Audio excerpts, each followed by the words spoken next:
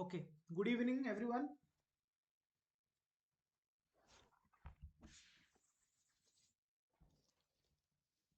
My voice is audible.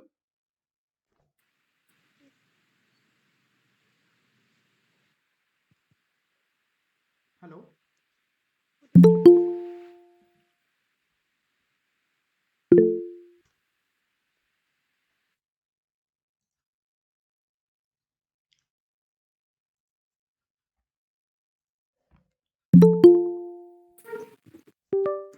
Okay. Okay. ঠিক আছে।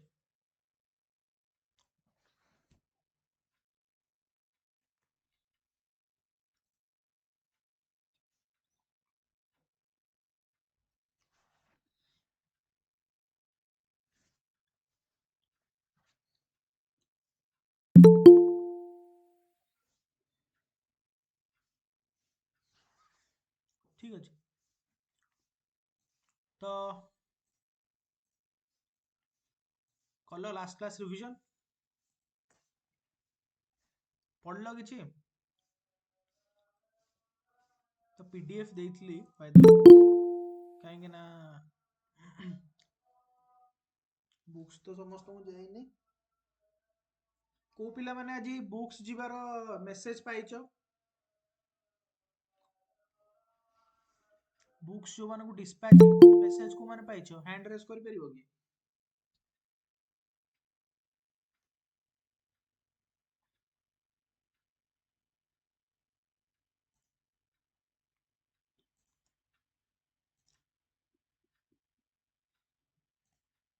Okay, ଠିକ ଅଛି। ସାର୍ ନମସ୍କାର। ହଁ, ନମସ୍କାର ନିର୍ମଳା।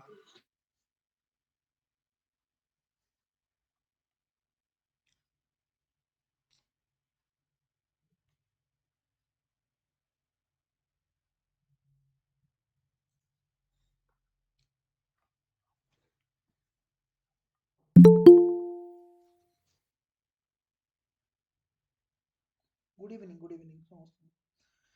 ଆଚ୍ଛା, ଠିକ ଅଛି। ତ ଲାଷ୍ଟ କ୍ଲାସରେ ଆମେ सोशियोलॉजी ଟିକେ ଷ୍ଟାର୍ଟ କରିଥିଲେ ନାଇଁ କି? ଲାଷ୍ଟ କ୍ଲାସରେ we just started sociology a bit। ଟିକେ ବୁଝିବା ପାଇଁ ଚେଷ୍ଟା କରିଥିଲେ ସୋସିଓଲୋଜିରେ କଣ ଅଛି, ଆମକୁ କଣ ପଢିବାକୁ ପଡିବ ଏଇ ସବଜେକ୍ଟରେ। ଠିକ ଅଛି। And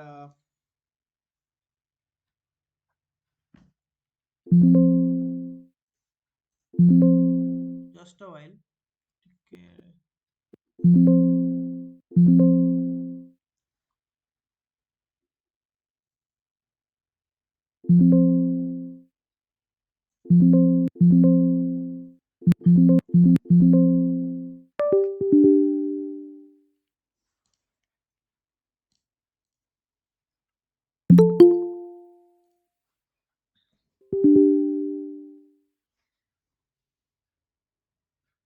okay.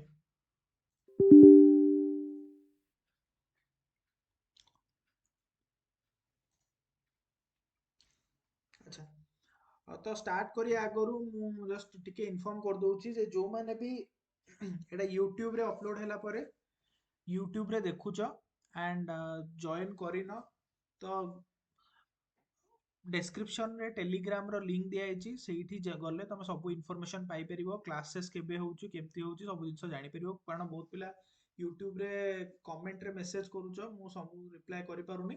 ତ ଏଟା ସମସ୍ତଙ୍କ ପାଇଁ କି ଯେ ଯୋଉମାନେ ବି କ୍ଲାସକୁ କଣ୍ଟିନ୍ୟୁ କରିବା ପାଇଁ ଚାହୁଁଛନ୍ତି ତ ତମେ ମାନେ ଡେସ୍କ୍ରିପସନରେ ଦିଆଯାଇଥିବା ଟେଲିଗ୍ରାମ ଲିଙ୍କରେ ଜଏନ୍ କରିକି କଣ୍ଟିନ୍ୟୁ କରିପାରିବ କ୍ଲାसेସ୍। ଠିକ ଅଛି। ବାକି ଯଦି କିଛି ସ୍ପେସିଫିକ ଡାଉଟ୍ ଥାଏ ତ ଟେଲିଗ୍ରାମରେ ମେସେଜ କରିବ, ଆମେ ଟ୍ରାଏ କରିବା ତାକୁ ରିଜଲ୍ଭ କରିବା ପାଇଁ। ଠିକ ଅଛି।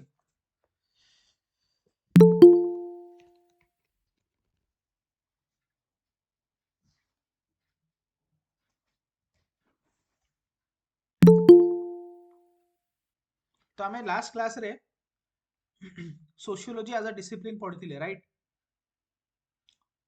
हाँ, रेकॉर्डिंग मिल जिवो। सोशियोलॉजी एज अ डिसिप्लिन पढ़िथिले व्हाट इज सोशियोलॉजी पढ़िथिले सोशियोलॉजी रे हमें बेसिकली कोन पढुचे सेगुड़िक देखिथिले ठीक अछि सोशियोलॉजी वाज व्हाट किए कहबो सोशियोलॉजी रो डेफिनेशन जो माने थिले अवेलेबल लास्ट क्लास रे माने खाली ओडिया रे भी कहि परिबो माने पूरा मु कहूनी एप्रोप्रिएट डेफिनेशन को हौ को Divya Thank you, sir. Good evening, all. Sir, sociology has been derived from the both Greek and Latin word. Socio means companion, and logy means study. So, sociology means systematic and scientific study of the society, its various social institutions such as family, marriage, kinship, etc., and the relationship among people. Very good okay so basically sociology माने the society and its interrelated parts and the interaction between them okay then आमे देखिथिले sociology केमिति start हेतला basically starting रो गोटे आमे overview नेथिले जे how the sociology thing started ठीक अछि कारण sociology is a new science आमे देखिथिले तो पूर्वरु कोन कोन इवेंट्स हेतिला ता विषय आज हम एक्सप्लोर करिवा ओके आउ कि किछि कहयौ चाहेबो ओवरऑल टिके डार्क फेजेस ऊपर की कहबो पढुतिले लास्ट क्लास रे dark phases in Europe anyone wants to speak dark phases टा बुझिले हम आगु पढि परिबा ओके दिव्या तमे कहि परिबो आउ अन्य माने की कहि परिबो एनीबॉडी एल्स टिके खाली ब्रीफ आइडिया जहां हमें पढतिले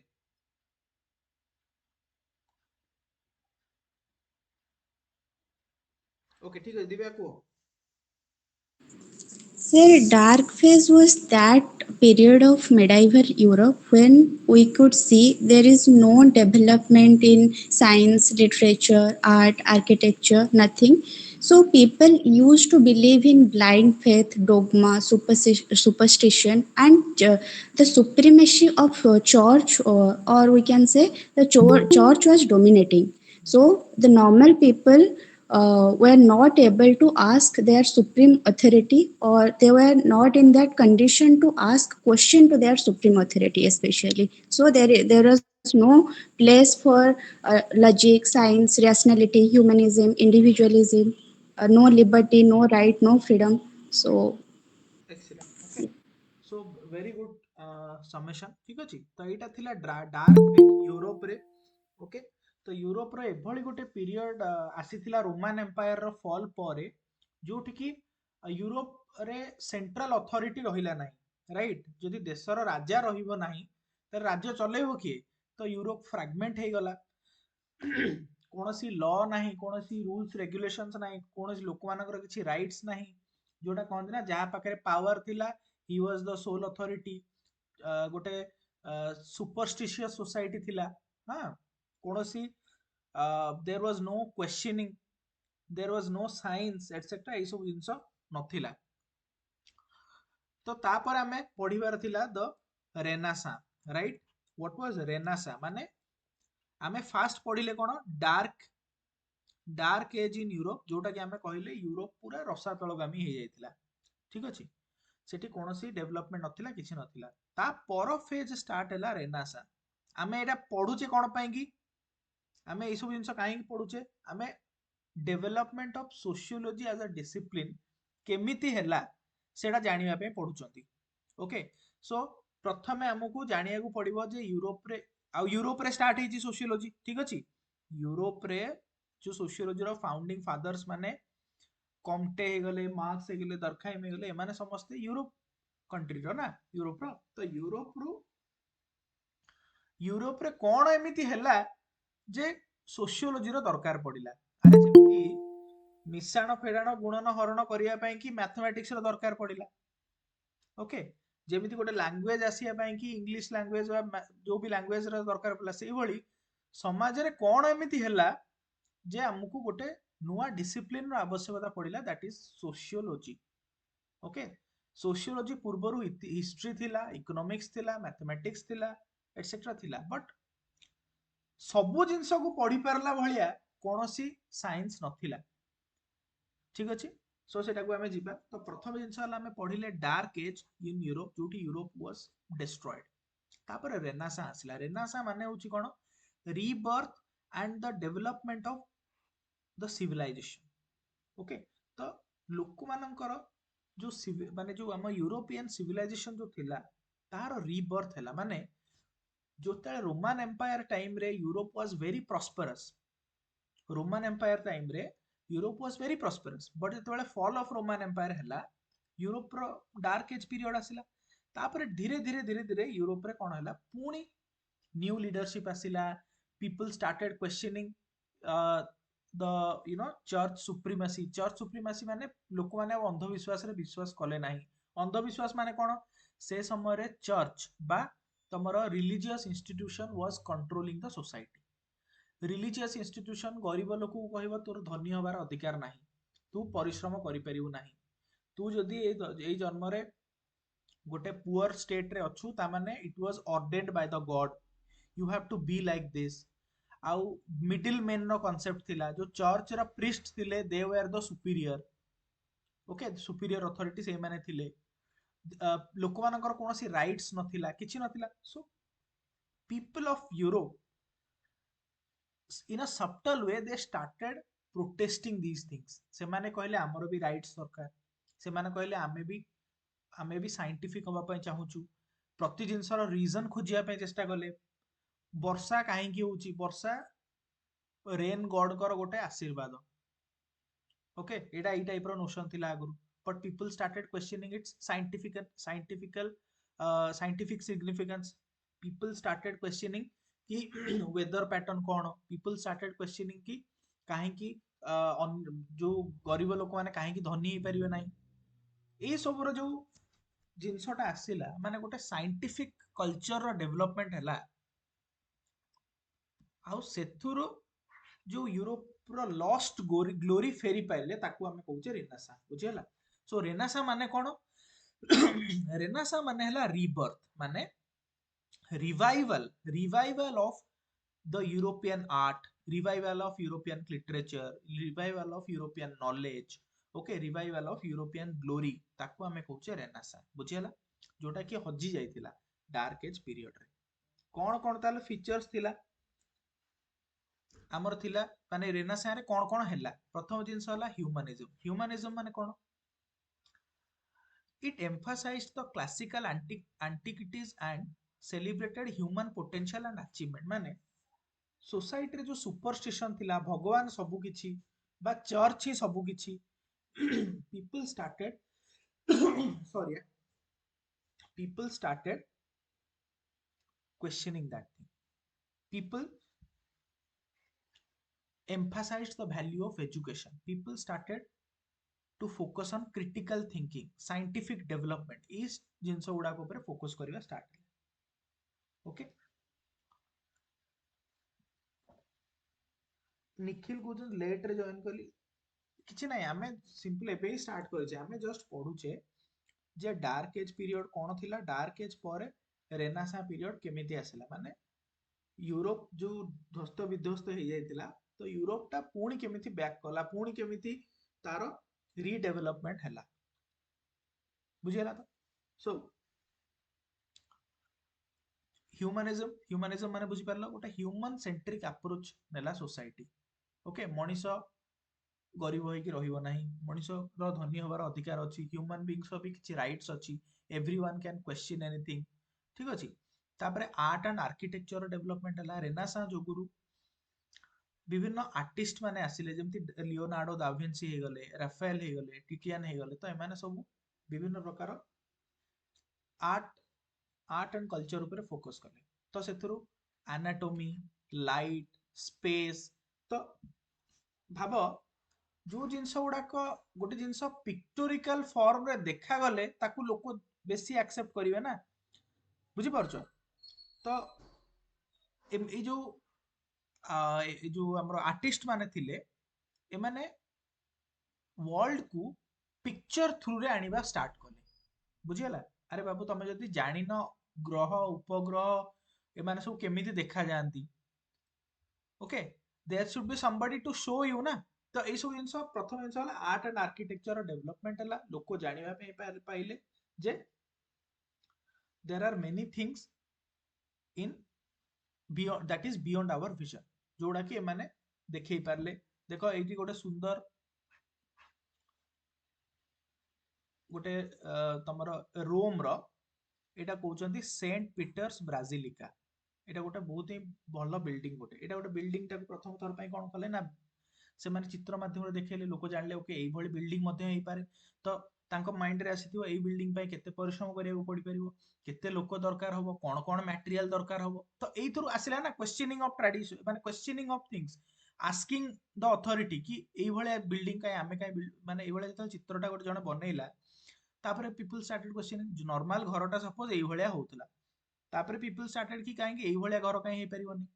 ତ ଏଇଭଳିଆ ଘର ଦରକାର ହେଲେ କଣ କଣ ମटेରିଆଲ ଦରକାର ପଡିବ, ସିମେଣ୍ଟ ଦରକାର ପଡିବ, ଇଟା ଦରକାର ପଡିବ, ଲୁହା ଷ୍ଟିଲ ଦରକାର ପଡିବ, ଲୁହା ଦରକାର ପଡିବ। ତ ଭାବ ଏଇ ସବୁ ଜିନିଷ ଲୋକଙ୍କ ମାଇଣ୍ଡରେ ଧୀରେ ଧୀରେ ଆସିଲା। ୟା ପୂର୍ବରୁ ଖାଲି ମାଟି ଇଟାରେ ଲୋକ ଥିଲେ। ତ ନୂଆ ନୂଆ ଚିତ୍ର ମାଧ୍ୟମରେ ପିପଲ ଷ୍ଟାର୍ଟେଡ ଟୁ ଅଣ୍ଡରଷ୍ଟାଣ୍ଡ କି what are the materials that are needed to be done, what are the new technologies। କିଛି ଟେକ୍ନୋଲୋଜି ଆସିଲେ ତ ଏଇ ସବୁ ଜିନିଷ ହେଇପାରିବ। ତ ଏଇଠି ଦେଖ ଯେତେବେଳେ ଆମେ ଗୋଟେ ଚିତ୍ର କଥା ଡିସ୍କସନ କଲେ କେତେ ଜିନିଷ ଆସିଗଲାଣି ସେ ଚିତ୍ରକୁ ଦେଖିକି ଲୋକଙ୍କ ମାଇଣ୍ଡରେ। There is something called technology, there is something called ମାନେ ଇଏ କଣ ଯୋଉଟା କି ଷ୍ଟିଲ ଆମେ କହିବା, there is something called a factory ଯୋଉଠି କି ଇଟା ବନି ପାରିବ, there is something called cement factory. ତ ଏଇ ଯୋଉ ଜିନିଷ ଗୁଡାକ ଲୋକଙ୍କ ମାଇଣ୍ଡରେ ଧୀରେ ଧୀରେ ଆସିବା ଷ୍ଟାର୍ଟ ହେଲା। ତ ସେଥିରୁ କଣ ହେଲା, ସାଇଣ୍ଟିଫିକ ଆଡଭାନ୍ସମେଣ୍ଟ ଆସିଲା। ଓକେ, ସାଇଣ୍ଟିଫିକ ଆଡଭାନ୍ସମେଣ୍ଟ ରେ ମାନେ କଣ, ଗାଲିଲିଓ, ନିକୋଲାସ କୋପରନିକସ, ତ ଏମାନେ ବି ଧୀରେ ଧୀରେ କଣ କଲେ ନା ସୋସାଇଟିକୁ ବା ଆମ ଯୋଉ ୱାର୍ଲଡକୁ ସାଇଣ୍ଟିଫିକ ଲେନ୍ସରେ ଦେଖିବାକୁ ଷ୍ଟାର୍ଟ କଲେ। ସେ କହିଲେ ଯେ ୱେଦର ପ୍ୟାଟର୍ନକୁ ବୁଝିବା ପାଇଁ ଟ୍ରାଏ କଲେ। ୱେଦର ପ୍ୟାଟର୍ନ ମାନେ ସପୋଜ ଆମେ କହୁଥିଲେ ଯେ ସୂର୍ଯ୍ୟ ପୂର୍ବ ଦିଗରେ ଉଦୟ ହୁଅନ୍ତି, ପଶ୍ଚିମ ଦିଗରେ ଅସ୍ତ ହୁଅନ୍ତି। ତ ସେମାନେ ତା ଉପରେ ବେଶୀ ଏକ୍ସପ୍ଲୋର କରିକି କହିଲେ ନାଇଁ ନାଇଁ ସୂର୍ଯ୍ୟ is still, sun is still, ତା ଚାରିପଟେ ଆମର ଅର୍ଥ ହେରିକା ମୁଭ୍ କରୁଛନ୍ତି, ସେଥିପାଇଁ ୱେଦର ପ୍ୟାଟର୍ନ ହଉଛି। ଏଇଭଳି ଭାବରେ ନ୍ୟୁମରସ୍ ସାଇଣ୍ଟିଫିକ ଡାଇମେନସନ ଗୁଡାକ ଓପନ ହେଲା ସୋସାଇଟିରେ। ବର୍ଷା କାହିଁକି ହଉଛି, ଖରା କାହିଁକି ହଉଛି, ଶୀତ କାହିଁକି ହଉଛି। ଓକେ, ତ ୟାର ଯୋଉ ଏକ୍ସପ୍ଲାନେସନ ଆଗରୁ ଥିଲା କଣ ଥିଲା ନା ସବୁ ଜିନିଷରେ ଗଡକୁ ଆସୋସିଏଟ କରାହଉଥିଲା। ଭଗବାନ ଚାହୁଁଛନ୍ତି ସେଥିପାଇଁ ବର୍ଷା ହଉଛି, ଭଗବାନ ଚାହୁଁଛନ୍ତି ସେଥିପାଇଁ ଖରା ହଉଛି, ଭଗବାନ ତତେ ସୃଷ୍ଟି କରୁଛନ୍ତି, ଭଗବାନ ତତେ ମାରି ଦଉଛନ୍ତି, ଏଇ ଟାଇପର ଗୋଟେ ସବୁ ଜିନିଷ ଥିଲା। ତ ଏମାନେ ଯେତେବେଳେ ଆସିଲେ, ନୂଆ ନୂଆ ସାଇଣ୍ଟିଷ୍ଟ ଆସିଲେ, ସେମାନେ ୱାର୍ଲଡକୁ ଭଲ ଭାବରେ ଦେଖିବାର ନୂଆ ୱେ କ୍ରିଏଟ କଲେ। ବୁଝିଗଲା, ହ୍ୟୁମାନ ବିଙ୍ଗର, ମଣିଷର ଡାଇସେକ୍ସନ, ମାନେ ମରିଗଲା ପରେ ଡାଇସେକ୍ସନ ଆଲାଉ କରାହେଲା। ଡାଇସେକ୍ସନ ମାନେ ପୋଷ୍ଟମର୍ଟମ ଯୋଉଟା କହୁଛନ୍ତି, ବୁଝିପାରିଲ। ତ ପୋଷ୍ଟମର୍ଟମ ଯେତେବେଳେ ମଣିଷକୁ ସାଇଣ୍ଟିଷ୍ଟ ମାନେ କାଟିକି ଗୋଟେ ମଣିଷର ଦେଖିଲେ, ଓକେ ଏଇଟା ହଉଛି ତମର ଇଏ କଣ ଲିଭର, ଏଇଟା ହଉଛି ତମର ଯୋଉ ଯାହାବି ରହିଲା ବଡି ଭିତରେ ଆମର ଯାହାବି ସବୁ ରହୁଛି, ଏଗୁଡା ସବୁ ଦେଖିଲା ପରେ ଗୋଟେ ହ୍ୟୁମାନ ବିଙ୍ଗ ଟା କେମିତି କ୍ରିଏଟ ହେଇଥାଏ, କେମିତି ମୁଭ କରୁଥାଏ, କେମିତି ଫଙ୍କସନ କରୁଥାଏ, ସେଲ କଣ, ଅର୍ଗାନିଜମ କଣ, ତା ବିଷୟରେ ଆସିଲା। ଓକେ, ତ ୟା ଆଗରୁ ଯୋଉ ଚର୍ଚ୍ଚ ବା ପ୍ରିଷ୍ଟ ମାନେ କହୁଥିଲେ ଯେ ଭଗବାନ ତିଆରି କରୁଛନ୍ତି ବା ଭଗବାନ ଯୋଗୁରୁ ଏସବୁ ଜିନିଷ ଚାଲୁଛି, ତ ସେଇ ନୋସନକୁ ରିଜେକ୍ଟ କରିକି ଗୋଟେ ହ୍ୟୁମାନ ବିଙ୍ଗ କେମିତି ତିଆରି ହେଇଛି, କେମିତି ଫର୍ମ ହଉଛି, ତାର ସାଇଣ୍ଟିଫିକ ଏକ୍ସପ୍ଲାନେସନ ଆରାଇଭ ହେଲା। ବୁଝିଗଲା ତ। ତ ଦୁନିଆ ଧୀରେ ଧୀରେ ସାଇନ୍ସ ଆଡକୁ ଯାଉଛି। ଲିଟରେଚର ଆଣ୍ଡ ଫିଲୋସଫି ଆସିଲା। ତ ୱିଲିୟମ ସେକ୍ସପିୟରଙ୍କ କଥା କୁହ, ପେଟ୍ରାକଙ୍କ କଥା କୁହ। ଓକେ, ତ ଏମାନେ ଏଭଳି ଫିଲୋସଫର୍ସ ମାନେ କଣ କଲେ ନା ଲିଟରେଚର ମାଧ୍ୟମରେ, ଗପ ମାଧ୍ୟମରେ, ତମର କଲଚରାଲ ଇଏ ପ୍ଲେ ବୁକ୍ସ ମାଧ୍ୟମରେ ଲୋକମାନଙ୍କୁ ସାଇନ୍ସ ଆଡକୁ ନବାକୁ ଟ୍ରାଏ କଲେ। ବୁଝିହେଲା ତ ଲୋକମାନଙ୍କୁ ଯାହା ମେସେଜ ଦବାର ଥିଲା, ଓକେ, ତ ସେଗୁଡାକୁ ସେମାନେ ଏଇ ଗପ ମାଧ୍ୟମରେ ବା ଲିଟରେଚର ମାଧ୍ୟମରେ ବା ଫିଲୋସଫି ମାଧ୍ୟମରେ ଲୋକମାନଙ୍କ ମାଇଣ୍ଡରେ ପୁରେଇଲେ। ଭାବ ଆଗରୁ ଧର ସପୋଜ ଆଗରୁ ତ ଟିଭି ମିଡିଆ ଏସବୁ ଜିନିଷ ନଥିଲା, ନ୍ୟୁଜ ପେପର ନଥିଲା, ତାହେଲେ ଲୋକମାନଙ୍କୁ ଆୱେର କେମିତି କରିବେ, ଥ୍ରୁ ଦିସ୍ ଲିଟରେଚର। ଓକେ, ତ ଗୋଟେ ସେକୁଲାର କ୍ୟାରେକ୍ଟର ସୋସାଇଟିର ସେକୁଲାରିଜମ ବିଷୟରେ ଲୋକମାନଙ୍କୁ ସ୍ପ୍ରେଡ କରେଇଲେ, ରାଇଟ୍ସ ବିଷୟରେ ସ୍ପ୍ରେଡ କରେଇଲେ। ମାନେ ଯେମିତି ଆମର ଫ୍ରେଞ୍ଚ ରିଭଲ୍ୟୁସନ ଟାଇମରେ ଆମେ ପଢିବା ଏବେ, ଧର ମଣ୍ଟେସ୍କ୍ୟୁ ଆଣ୍ଡ ରୋସେଉ ବା ଦରଖାଇମ ହେରିକା, ତ ସେମାନେ ସିଭିଲ ରାଇଟ୍ସ, ଡେମୋକ୍ରେସି, ଏଇ ସବୁ ଜିନିଷ ଗୁଡିକ କଣ ନିଜର ବୁକ୍ସ ମାଧ୍ୟମରେ ଲୋକମାନଙ୍କୁ ଜଣେଇବା ଷ୍ଟାର୍ଟ କଲେ। ବୁଝିଗଲା ତ? ତ ଲିଟରେଚର ଫିଲୋସଫିର ଡେଭଲପମେଣ୍ଟ ହେଲା, ସାଇନ୍ସର ଡେଭଲପମେଣ୍ଟ ହେଲା, ଆର୍କିଟେକ୍ଚରର ଡେଭଲପମେଣ୍ଟ ହେଲା, ଠିକ ଅଛି।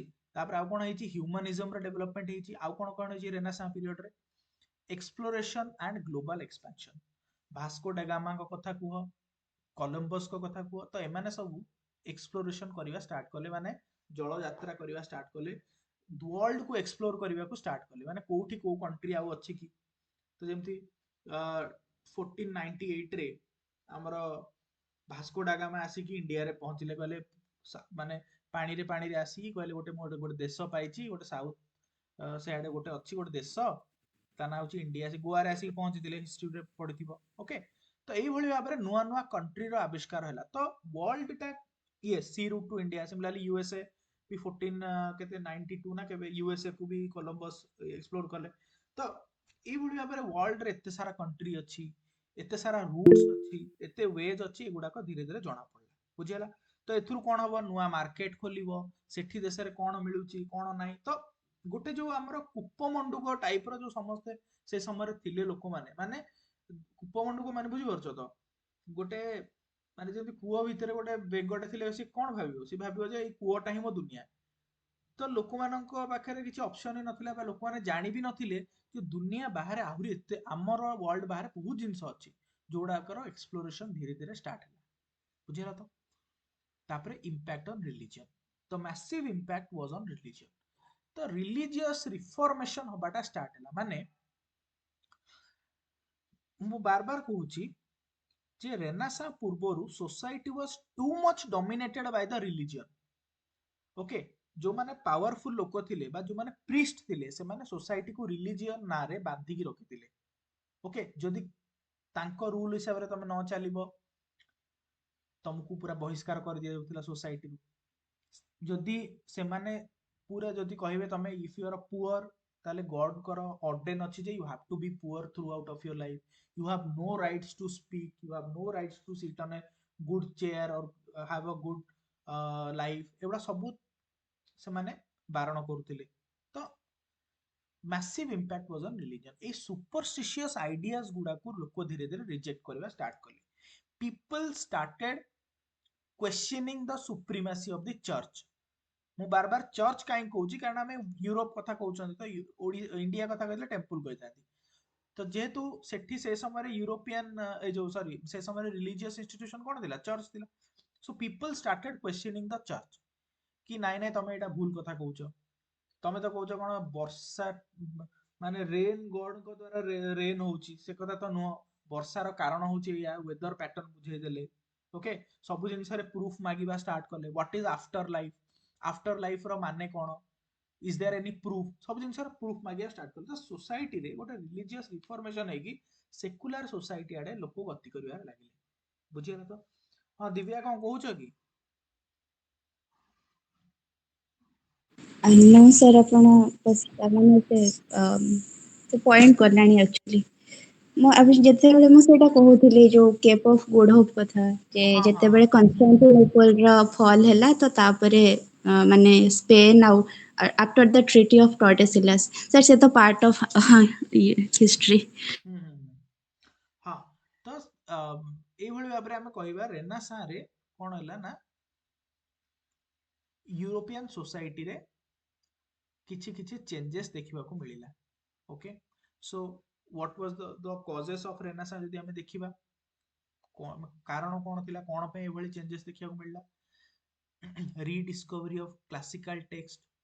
ଓକେ, ଯୋଉ ସ୍କଲାର୍ସ ମାନେ ଥିଲେ, ସେମାନେ କ୍ଲାସିକାଲ ଫିଲୋସଫି ଆଉ ନଲେଜକୁ ଲୋକମାନଙ୍କୁ ଜଣେଇବାକୁ ଷ୍ଟାର୍ଟ କଲେ, ଯେ ଦେଖ ୟୁରୋପ ୱାଜ ୱାନ୍ସ ଏତେ ପ୍ରସ୍ପରସ୍ ଥିଲା, so we can't let Europe die like this. Economic prosperity start ହେଲା।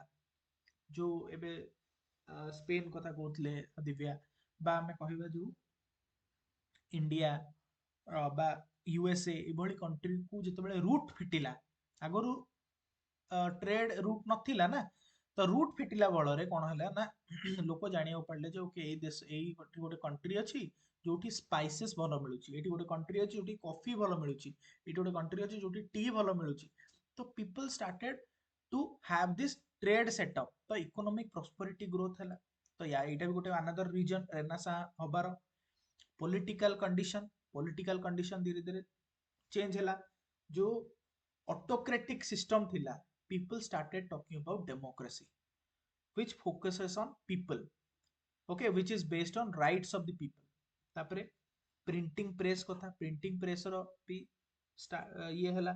प्रिंटिंग प्रेस माने कोन, तमर जो फिलोसफी हला बा जो बुक्स आसिला, नुआ नुआ न्यूज पेपर्स धीरे धीरे स्टार्ट हला। तो एई सब जिंस रो जोगुरु लोक मानक भीतर अवेयरनेस बढ़िला, बुझिया तो। सो तो यार बेसिकली आम इम्पैक्ट तो आम देखिले कौन कौन यार इम्पैक्ट थिला। आर्टिस्टिक मास्टरी जदि आम देखिबा, तमर विभिन्न प्रकार लोक माने कौन कले ना, आर्ट एंड कल्चर को बहुत फोकस दवा स्टार्ट कले। साइंटिफिक रिवोल्यूशन हैला, मॉडर्न थॉट्स आसिले एंड कल्चरल डेवलपमेंट है, जोटा हमें पढ़ी पढ़ी आसिले ऊपर। ओके, साइंटिफिक डेवलपमेंट हमें देखिले। मॉडर्निज्म, मॉडर्न थॉट माने कौन, सेकुलर क्रेडेंशियल्स, तमर ये रो जो कौन जो डेमोक्रेसी, ये सब जिनसर आइडियाज धीरे धीरे आसिले। ठीक है। सो ओवरऑल आम एपर्यंत पढ़िले कौन, एतिकी डिफरेंस समस्ते बुझी पारुछ, रेनासा माने डार्क एज कौन थिला और रेनासा कौन थिला, एतिकी बुझी पारुछ कि नहीं? Yes, sir. ओके। जो माने बुझी समस्ते बुझी पारलो। देखो एई बेसिक जिनसटा बुझिया वेरी इंपोर्टेंट। तो एइटा बुझिले तमे जानिबो जे सोशियोलॉजी रो अराइवल टा काहे की हला। ओके, तो बेसिकली हमें सिंपल जिंस हले डार्क एज पीरियड रे यूरोप रो पूरा डिस्ट्रक्शन हैला, रेनेसां पीरियड रे यूरोप रो रिवाइवल हैला। फीचर्स दीटा अगर अलग अलग जोटा कि हमें पढ़िले। तो इमर्जेंस ऑफ सोशियोलॉजी गोटे जिनस मन रखता, सोशियोलॉजी रो इमर्जेंस पछरे तीनटा फैक्टर काम कला, जो थी जोगुरु सोशियोलॉजी डेवलप हैला। ओके, कौन कौन तीनटा फैक्टर कौन कौन? गोटे हैला कल्चरल डेवलपमेंट। कल्चरल डेवलपमेंट माने बुझी पारछो, आर्ट एंड कल्चर डेवलपमेंट, तमरो माइंडसेट रो चेंजेस। ओके, जो साइंटिफिक थॉट्स रो डेवलपमेंट, इनक्विजिटिवनेस रो माइंडसेट जो आसीबाटा, सेटा कहउछन्ती cultural development, which was nothing but the renaissance. Okay, second जिंस कौन हैला, गोटे मिनिट, एटा को पीपीटी गोटे ओपन करदेले एटा ये हबनी।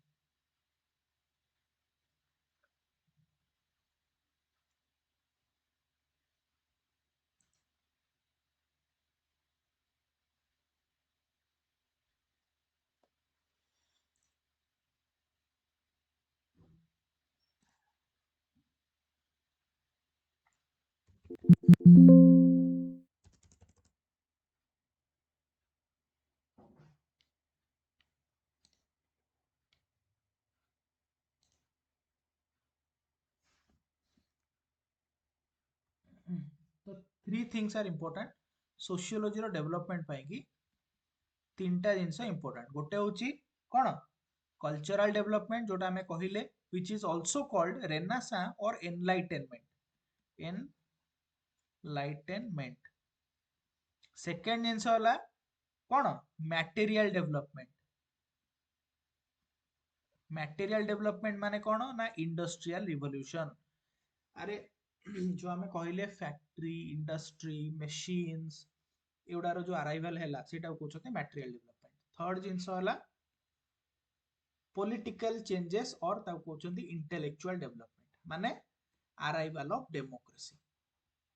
ओके, अरे सबू जिनस डिपेंड करे डेमोक्रेटिक सेटअप ऊपर। जदि डेमोक्रेटिक सेटअप नाही किछि चेंजेस हेई परिबो नाही, बुझियला। तो आमे सेई तीनटा जिनस आबे देखिबा।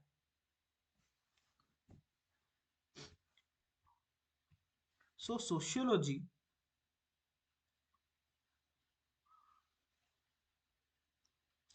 so emergence of sociology is attributed to the complex interplay of intellectual idea, material development and social transformation, ଏଇ ତିନିଟା ଜିନିଷର ଚେଞ୍ଜେସ୍ ଯୋଗୁରୁ ସୋସିଓଲୋଜିର ଆରାଇଭଲ ହେଲା। ବୁଝିଗଲା ତ, ସିମ୍ପଲ ୱେରେ ଆମେ କହିବାକୁ ଗଲେ। ଓକେ, ମାଇଣ୍ଡରେ ଲୋକମାନଙ୍କର ଚେଞ୍ଜେସ୍ ଆସିଲା, ଲୋକମାନେ କ୍ୱେଶ୍ଚିନ୍ କରିବା ଷ୍ଟାର୍ଟ ହେଲେ, ମ୍ୟାଟେରିଆଲ ଡେଭଲପମେଣ୍ଟ ହେଲା and social transformation of political changes ହବା ଷ୍ଟାର୍ଟ ହେଲା। ତ what was the intellectual development? Intellectual development को एनलाइटेनमेंट मध्य कहते हैं। बहुत पिला नाटा फर्स्ट टाइम सुनुथबो एनलाइटेनमेंट हैला। तो enlightenment refers to the intellectual और cultural movement that emphasized on reason, science, individualism over tradition and religious authority. बुझिला? तो एनलाइटेनमेंट माने कौन? साइंटिफिक सोसाइटी रो डेवलपमेंट। बुझिला? मु बार बार कहूची, रेनेसां पूर्वरु society was non scientific, society was superstitious, there was no inquisitiveness among people. लोक कौन से जिनसर लॉजिक खोजु नथिले, लोक कौन से जिनसर रीजन पचारु नथिले। वर्षा होउची तो होउची, खरा होउची तो होउची, से गरीब तो गरीब, मु गरीब फैमिली जन्म होइछ तो गरीब फैमिली जन्म होइची, मो पई कि एई जिनस मना करा हेची रूल रे मो पई नाही माने नाही, I can not question, there was no questioning of thing. सेटा थिला एनलाइटेनमेंट पीरियड, ए सॉरी सेटा थिला तमरो डार्क एज पीरियड। जेतेबेले रेनेसां आसिला बा एनलाइटेनमेंट आसिला बा जो इंटेलेक्चुअल चेंजेस आसिल लोक मानक मध्यरे, सेथुर कोन हला ना रीजन, साइंस, इंडिविजुअलिज्म रो ग्रोथ हवा स्टार्ट हला। ओके, तो कौन कौन आसिला एनलाइटेनमेंट पीरियड रो कौन फीचर्स थिला? फर्स्ट हला रीजन एंड रैशनैलिटी, माने पीपल स्टार्टेड क्वेश्चनिंग एवरीथिंग। प्रत्येकटी जिनस पछरे कारण कौन अछि सेटा जानिया पई चेष्टा कले। People started criticising the tradition, जहाँ चली आसुला ताकू क्रिटिसाइज करवा स्टार्ट हेले। ट्रेडिशनल बिलीफ को क्रिटिसाइज कले, ट्रेडिशनल पावर स्ट्रक्चर को क्रिटिसाइज कले, ट्रेडिशनल रिलीजियस डॉक्ट्रिन्स को क्रिटिसाइज कले, ट्रेडिशनल अथॉरिटीज को, जे मोनार्कियल अथॉरिटी थिले, राजा पुओ राजा, ता पुओ राजा, ता पुओ राजा, पीपल स्टार्टेड क्वेश्चनिंग कि काहे कि ता पुओ राजा हबो, काहे कि ये राजा हबो, काहे कि मु राजा न होई परिबी। बुझिला? So every tradition was questioned. There was social contract and individual rights. या पूर्व कौन थिला? सोसाइटी जहा कहबो एटा सुप्रीम, सोसाइटी माने तमरो रिलीजियस येटा इंस्टीट्यूशन जहा कहबो सेटा थिला सुप्रीम। कौन सी इंडिविजुअल रो कौन सी राइट नहीं। सपोज जने इंडिविजुअल चाहूची मु मैरिज करिवि एक्स को बा वाई को, एंड सोसाइटी बा तमरो रूल्स हिसाब रे तमे मैरिज करि परिबो नाही। ता माने तमे जदि मैरिज करलो, strict punishment was there. Okay, जिए राजा थिला तार प्रजा मानक सहित कोनोसी लेना देना नाही, माने सी प्रजा मानकर मंगल करू बा अमंगल करू, सी ही राजा हबो। बुझियला? नाउ एनलाइटेनमेंट फेज रे कोन हला ना, पीपल स्टार्टेड क्वेश्चनिंग और रिजेक्टिंग दैट थिंग। से कहले मॉन्टेस्क्यू, रूसेउ एंड मॉन्टेस्क्यू दु जण फ्रेंच स्कॉलर गोटे थ्योरी देले, ता ना देले social contract theory. Social contract theory, social contract theory कहूची जी राजा हबो बा जी पॉलिटिकली पावरफुल अथॉरिटी हेबे, तांकर सोसाइटी सहित बा मासेस को सहित गोटे कॉन्ट्रैक्ट रहिबो। जदि से माने मासेस कर भल काम कले बा तांकर मंगल कले, ताहाले ही से माने राजा हेबे, नहले जी भल करिवो सी राजा हबो। माने जे गोटा जोटा कि गोटे डेमोक्रेसी रो रूल हो कि नहीं। जदि तमे जहाकू किंग बोली बाछुच बा जहाकू प्राइम मिनिस्टर बाछुत, चीफ मिनिस्टर बाछुत, सी जदि तमरो काम न कला, ताले तमे काहे ताकू चीफ मिनिस्टर रखिबो, प्राइम मिनिस्टर रखिबो। बुझियला? सो समस्ते एई जिंसटा को एक्सेप्ट कले, नाही this should be the thing. एमती होबा कथा नाही कि जे मन सी लोकंकर भल करू न करू सी राजा हेकी थिबो, सेमती होबा कथा नाही। बुझियला? सेक्युलर सोसाइटी रो स्टार्ट हला। सेक्युलर सोसाइटी माने बुझी परछो एपंत टिके आईडिया आसी जोणी। पूरा कंप्लीटली रिलीजियस सोसाइटी थिला, गोटिए रिलीजन को फॉलो करिवे समस्ते, Christianity. Nobody used to have ମାନେ ଏନି ଅଦର ରିଲିଜିୟସ୍ ଆଇडिଆल्स। ତ ଲୋକମାନେ ଷ୍ଟାର୍ଟ କଲେ ନାଇଁ ମୁଁ ଖ୍ରୀଷ୍ଟିଆନିଟିର ଏଇତକ ଜିନିଷ ଭଲ, ମତେ ଖ୍ରୀଷ୍ଟିଆନିଟି ଭଲ ଲାଗୁନି, ମୁଁ ହିନ୍ଦୁଇଜମ ନେବି। କିଏ କହିଲା ମୁଁ ଇସଲାମ ନେବି। ଆଉ କିଏ କହିଲା ଖ୍ରୀଷ୍ଟିଆନିଟିର ଯୋଉ କୋର ଫିଚର୍ସ ହେଲା ମୁଁ ସେଗୁଡାକୁ ମାନିବିନି, ମୋ ଇଚ୍ଛା ହେଲା ମୁଁ ଏଇ ତାକୁ ମ୍ୟାରେଜ କରିବି, ମୋ ଇଚ୍ଛା ହେଲା ମୁଁ ଏଇ କାମରେ ଏନଗେଜ ହେବି। ଓକେ, ସେଇଟା ହିଁ ତ ସେକୁଲାର ସୋସାଇଟି ନା। ସେକୁଲାର ସୋସାଇଟି ମାନେ କଣ? ରିଲିଜିୟସ୍ ଡକ୍ଟ୍ରିନ ରୁ ବିୟଣ୍ଡ ଯାଇକି ତମେ କିଛି କାମ କରିପାରିବ। ତ ଏଇ ଜିନିଷଟା ବି ଆସିଲା, ଏଇ କନସେପ୍ଟଟା ବି ଆସିଲା ସୋସାଇଟିରେ। People went beyond the religious ideals. Okay, ତାପରେ ଫାଉଣ୍ଡେସନ ଅଫ କ୍ଲାସିକାଲ ସୋସିଓଲୋଜି।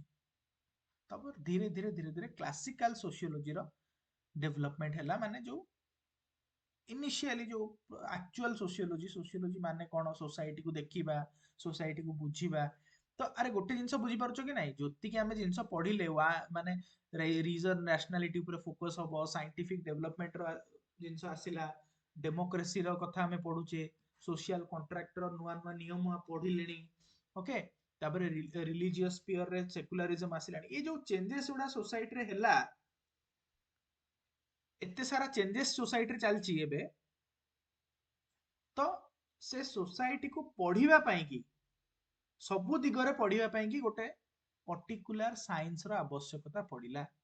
ବୁଝିପାରୁଛ ତ? ଦେଖ, ରିଲି ରିଲିଜିୟସକୁ ରିଲିଜିୟସ୍ ଚେଞ୍ଜେସକୁ ପଢିବା ପାଇଁ ଆଗରୁ ଗୋଟେ କଲଚର ଗୋଟେ ଟାଇପର ଥିଲା। ଏଇ ସୋସିଆଲ କଣ୍ଟ୍ରାକ୍ଟ, ଇଣ୍ଡିଭିଜୁଆଲ ରାଇଟ୍ସ, ଏଟାକୁ ପଢିବା ପାଇଁ ପଲିଟିକାଲ ସାଇନ୍ସ ଗୋଟେ ନୂଆ ଗୋଟେ ସାଇନ୍ସ ଥିଲା। ଏଠି ରିଜନ ରାସନାଲିଟିକୁ ପଢିବା ପାଇଁ କି ଆଉ କଣ ସାଇନ୍ସ ଥିଲା। ବୁଝିଲା?